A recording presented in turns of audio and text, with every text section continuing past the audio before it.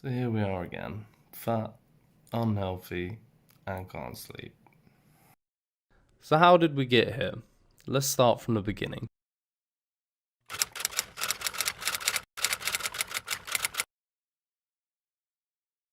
So when I think back to the first games I ever played, I'm a little unsure. It's a mix-up of two, but my earliest memories are probably playing Sonic and, you know, just whizzing around and playing that and completing the levels. And then probably the more memorable one for me would be Streets of Rage. I absolutely love this game. Used to just walk through, beating everyone up, punching phone boxes to find an apple. Absolute classic game. As we move on a little bit more, probably one of the most memorable games of my childhood will have to be Super Mario World. This game, in a time before you had YouTube guides, would take people 5, 6, 7 bazillion hours to complete. You'd go around your friend's house, you'd see, you know, he had more levels than you, and you'd ask him for tips, or he had found a secret level, you had found a secret level, you'd share how to find the secret levels. Some of my best memories playing games as a child. After that, more memorable thing would probably be the Pokemon era. Who could forget how popular Pokemon was? With the cards, you also had the Game Boy. I had a Game Boy Color, used to play Red, used to play Yellow, Silver. One of the absolute best eras to be alive as a gamer, trading with your friends, with your old link cable, good times. So if we move on to when I first discovered PC gaming, most memorable one for me would probably be Stronghold. I don't think a lot of people have actually heard of this game, but I used to go around a friend's house just to play it on his PC because my mum was always scared of PCs, but we'll get into that more later. And then it would probably be Age of Empires 2, absolute classic game. As we get a bit older, I'm probably in the start of secondary school, which is year 7. For anyone who doesn't know, it's around the age of 11.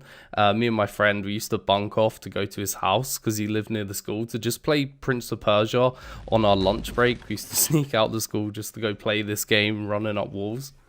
Around this time is when my mum finally decided to get a computer. She had always been scared of computers. She felt like someone could hack your information. She always had this saying that I think some people might relate to, their parents have, or older people who use computers. She'd always say you could go into a web page and then you'll go further and you can't get back out. Always had this in our head. But when we first got a computer, that's when I first discovered RuneScape. So with RuneScape, I think there was someone at my school who played RuneScape. He was actually pretty high level, even on today's standards, but he first introduced it to me, and then in another one of my classes, there was 2 other people who played RuneScape as well, and yeah, that's where I found it. But RuneScape completely sucked me in. I was hooked. So around the time I found RuneScape was when it had just literally become RuneScape 2. Well, or I don't know how you place it, but Classic had just finished and it had just become like the newer RuneScape, the more iconic RuneScape, kind of what like old school looks like. But even earlier, this was when it just come out. I think rune crafting was a new skill at the time. But if we fast forward many years, I then started making YouTube videos. So with editing, I didn't actually start by making RuneScape videos. I used to make music videos for my friends, and that's how I learned to edit. I used to rap, and a lot of my friends rapped where we lived. It was pretty common, but we used to make our own music videos and music videos for each other, and that's literally where I learned to edit. So after EOC, a little bit after is when I quit RuneScape, like a lot of other people can relate to that. But what brought me back wasn't actually old school, it was DARKSCAPE. I saw a friend playing DARKSCAPE and I was like, I must try this. This looks amazing. I really want to try this. And I got back into it, and DARKSCAPE was just not as popular as I felt it should have been. To me, DARKSCAPE was an absolute masterpiece. And I just felt like Jagex wasn't advertising it, and that's literally what got me into streaming and making videos. I never really wanted to be like a RuneScape streamer or like video maker. It was purely just because I wanted more people to play this game. So I started streaming it, and people would come in. I'd think it was a private server and stuff, but we would tell them like, you know, this is how you get on it. It's this little tiny button on the website, and yeah, come try it out. And it was all just to promote DARKSCAPE. And then DARKSCAPE shut down, and I discovered a love for streaming and making videos, and yeah, we just kept continuing with Iron Man, with all these different modes, Deadman modes, And up to the current point today. Now here we are, like over 5 years later, and I'm still making videos, I'm still streaming, still chasing that dream. I don't think a lot of people understand how much sacrifice you make behind the scenes, especially when I used to make old school videos. Old school videos can take hundreds of hours just to make a single video of playing 16 hours a day, you know, sleeping on the sofa behind my computer just so I could roll out of bed and keep grinding the next day. It gets really bad.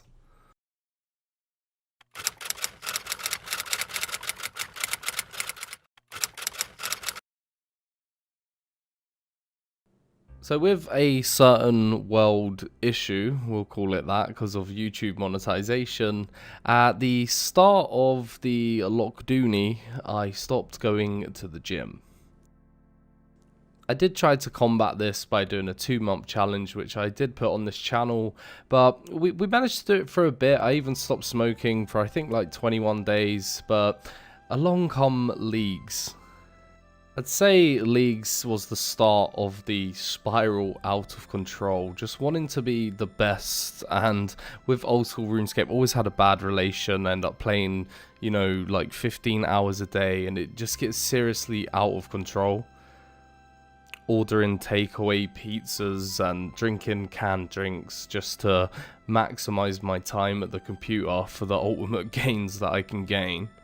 Spending hardly any time with my girlfriend and my family and kids, because YouTube is it's a lot of work. It takes a lot to stay relevant, to be regular, and especially with a game like RuneScape, it takes so much time to get recordings to be regular, plus my own enjoyment of the game and my own competitive nature. Alright, let's see the damage. Jesus, 111.9 kilos. So that is 246 pounds, 17.8 stone.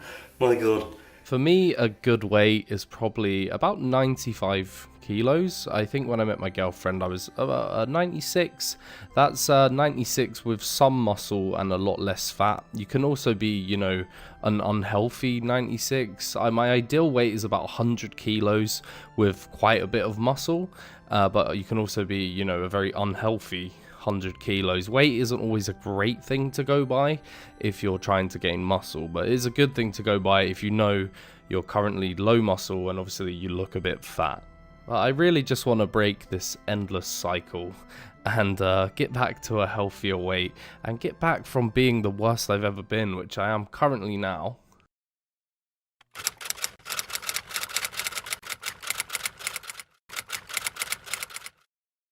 So as a kid, I've always been a little bit porky, you know, I've always had a bit of a belly. I think naturally I'm a bit of a bigger build, but as we move on to being a teenager, I did get a lot more into fitness. I used to do long distance running, I used to do high jump, I used to do really well at high jump as well. I used to win most of my competitions, and then I used to do a lot of rugby as well. I was known as one of the best tacklers in my area because I wasn't scared to jump straight at them big kids and take them down. Up till about the age of 14 when I started smoking and partying and yeah, getting into the bad things, and fitness takes a back burner. So things stayed a bit bad up until I was about 19, 20, where I discovered meditation. Meditation helped me become like a more stable person and tackle my own issues, and something I definitely want to get back into again. Also around that same time I used to do a bit of Muay Thai, and it was really good exercise, really challenging, and getting into fighting is always something I've been interested in and it's something I'd like to get back into. So it seems it just becomes a loop of, you know, getting healthy and then getting unhealthy again and then getting healthy again and then getting unhealthy again. But I think one of the hardest things is just not to accept defeat and just think, okay, this is it now, you know, I'm gonna stay in the unhealthy cycle. I don't care if I have to make this video 100 times, and even if I fail after making this video, you know, there is nothing wrong with starting again, and that's something I have to remind myself. If I'm in the worst I've ever been and I get better and then I end up the worst I've ever been again, just keep trying, keep starting over. every day is a new day. Every day you can say no more, and that's what today is.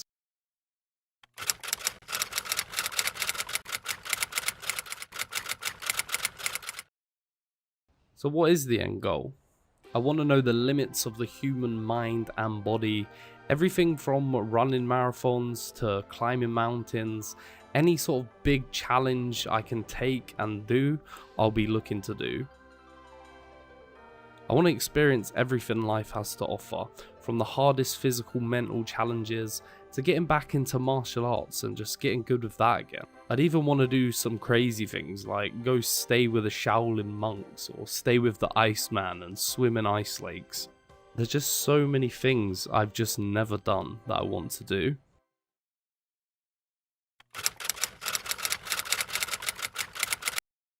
So I think the main question you might be thinking, if you're a subscriber already, is will I quit gaming?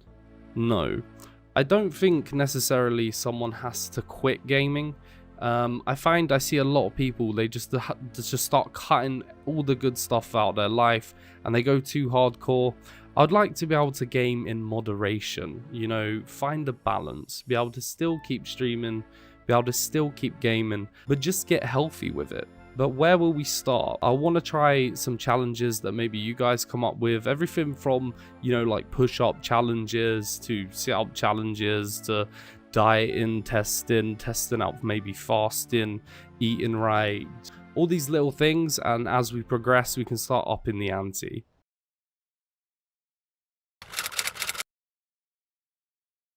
So I think the why is important. Why do it? What's it for? What's the reason? Well, there's many reasons I can think of, like wanting to be around longer for my daughters or just wanting to feel better for myself. But why video it? That's probably a better question. So, like, I feel like I have some kind of responsibility. I don't know if responsibility is the best word, but I don't want to just do this for me. I want to do this for you guys. If you guys are feeling like in a similar situation to me, I just want to be able to maybe inspire some of you guys to just come do it with me. Come join me on this journey.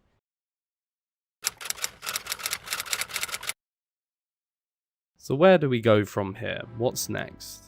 So I haven't fully made my mind up on this one, but I think this will continue on my second channel. My second channel is DWO. I'll be linking that in the pinned comment. If you guys could go over and subscribe there. Eventually I'll put this video up on that channel as well, and you guys can follow me over there. What would really motivate me is if you guys could help me hit 1k subs over there to get going with this journey, because just the way the YouTube algorithm works, that's why I've put the first video on my main channel, just so you guys can see it as well if you want to join me on this journey. But as a follow-up to this video, I'll start uploading videos of the same topic over on the second channel. So feel free to come join me over there, tell me what you guys are doing, or just watch the journey, it's up to you. If you made it this far, I really appreciate you guys taking the time to listen, and hope you guys join me on this journey. Thanks for watching.